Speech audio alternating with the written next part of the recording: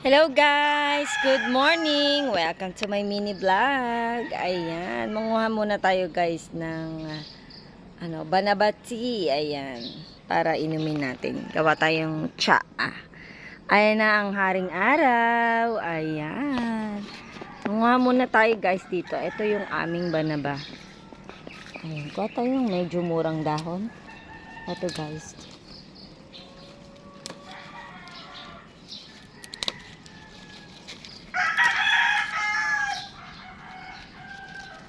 Kuha tayo ng dahon. Ito yung maganda-ganda pa. Mura pa. Ayan.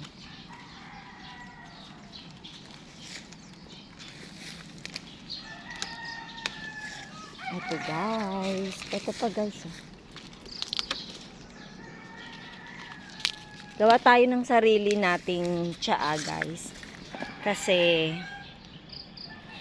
alam mo na, ayaw ng ating kaibigan na isa na pinapakialaman yung kanyang tsaa. Napaka-arte.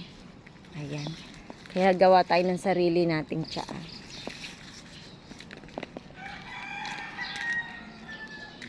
Hanap pa tayo ng murang dahon. Eto guys. Eto. Ayan. Eto guys.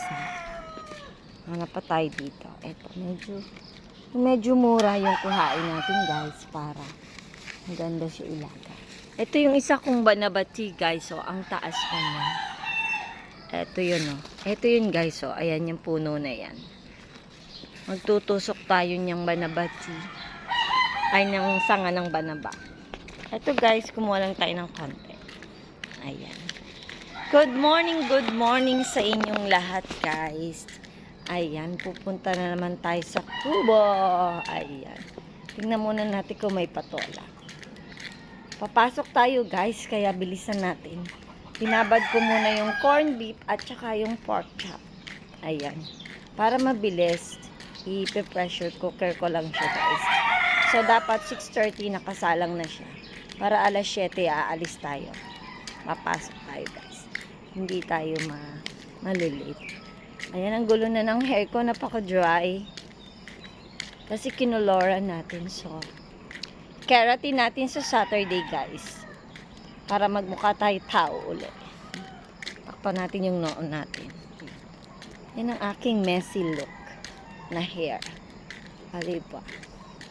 Ganda ba, guys?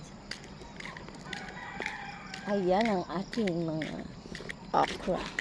Hindi ko lang alam guys kung nanguha ng okra si father. Ayan guys ang aking mga patola.